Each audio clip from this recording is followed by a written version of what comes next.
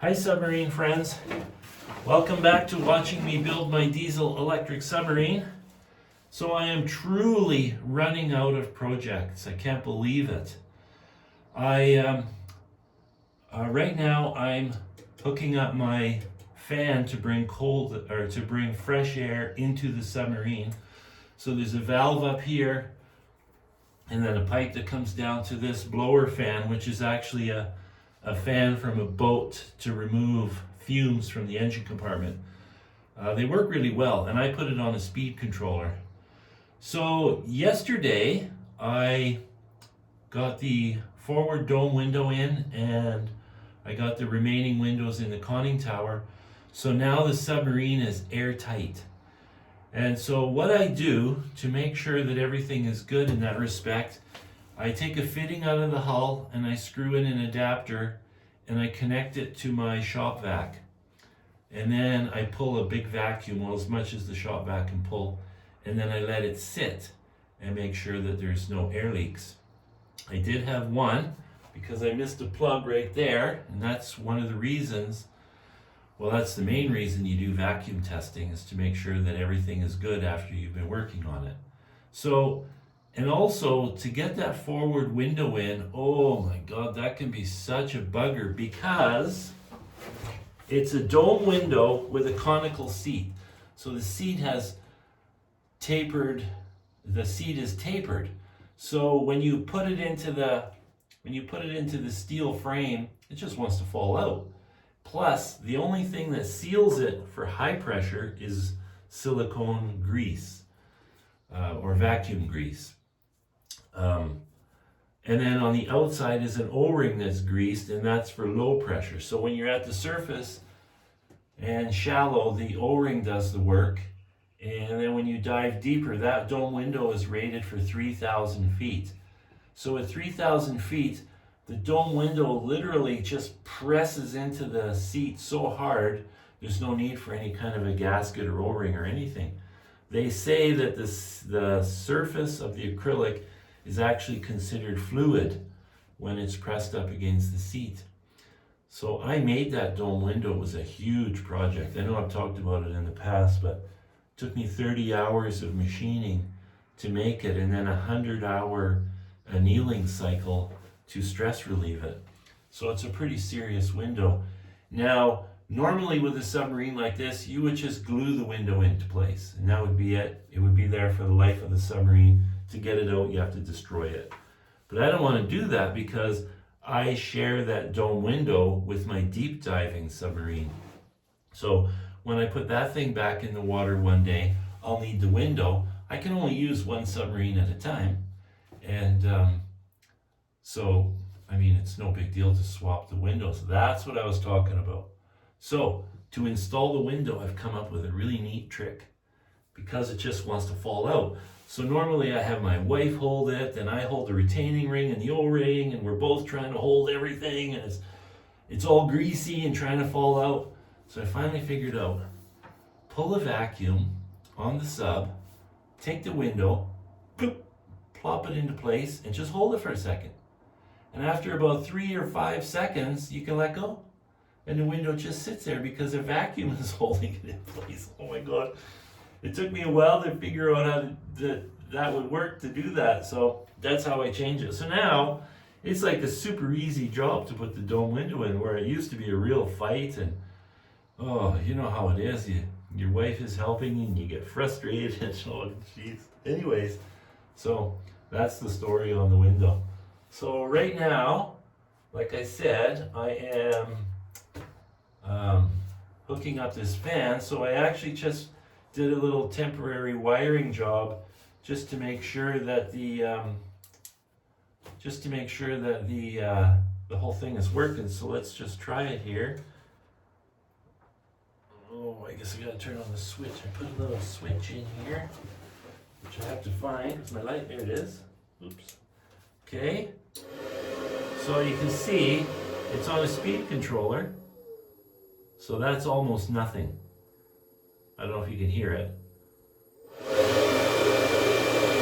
And then that's full blast. So the reason I need this is I need I need fresh air coming in when I'm sitting on the surface and I have the hatch closed.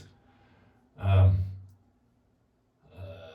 you know, I just want to be able to bring fresh air in, and I can, even if the hatch is closed, it still will help because the engine will draw it anyway. So I really don't need the fan for the engine. But when I'm parked somewhere, I want to be able to draw fresh air in, excuse me, without having to have the hatch wide open. Now I do have to have the hatch open a tiny bit because when air comes in, air has to go out. But it's circulating fresh air. So you could literally put a pencil on top of the land so that the hatch doesn't close, and then the air could escape. And what happens is it gets smelly in here. The paint, it takes forever for the paint to stop off-gassing. And so this sub was sitting here overnight with the hatch closed, and I put a board over top of it just to keep the rain off the exhaust and stuff, because I don't have a thing on the exhaust yet. But anyways, I come in here and it really smells. It smells like the paint, or it could be paint, it could be coming off of this. All kinds of stuff in here gives off smells. So I just want to have the fan so that I can blast some fresh air in here for a few minutes and just vent out the air. So that's what I'm doing. I'm going to find a place now to locate this speed control. I don't think you can see it right there. It's just a little Chinese. They work pretty darn good, I'm sure it's just going to be on full blast, but I may just want a little bit of fresh air circulation, not taking much power, so I can leave it on really low like that. So that'll work. But I gotta find a place to mount that thing and mount the switch. I don't want to try wiring the switch all the way up into the panel up there. It's just too much. It gets too complicated. So that's my project right now. And then after that, I didn't tell you guys.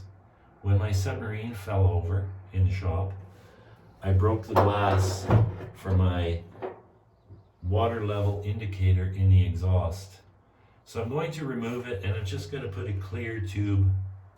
That'll do the same job. It doesn't have to be that thing. I just wanted to use it because I had it. So I'll just buy a length of clear tube. I'll run a hard line to this point and then a clear tube up.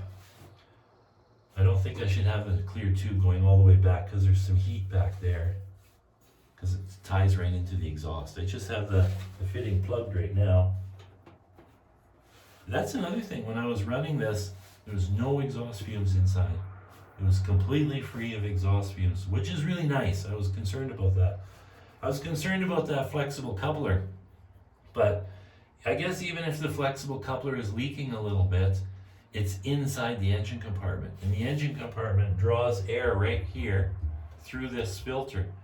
Now, the filter doesn't have to be here, but it's acting as a muffler so the sound doesn't come out. So it's really a sound muffler more than an air filter. So the air comes in here and then it blends with the air inside the engine compartment. So any exhaust that's leaking from that flexible coupler will just get sucked back into the engine and reburnt.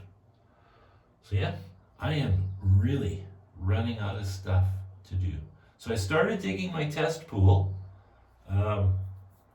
It's just up on the hill here, and I only had a small excavator at home, a little 6,000 pound machine, and it just couldn't do it. It was frustrating. I thought I'd dig it quick before my son came to take it, and I just couldn't do it. So on Saturday, I'm going, that's only 4 days away or whatever, I'm gonna go grab a bigger machine and bring it home, finish digging the pool, and then I'll just return the machine so he can keep using it. So that's what I gotta do. I gotta get my test pool dug so that I can fire this thing in there. Probably by Monday. I expect Monday I'll be putting this back in the water. That's exciting. So I'm gonna get back to work. Ciao.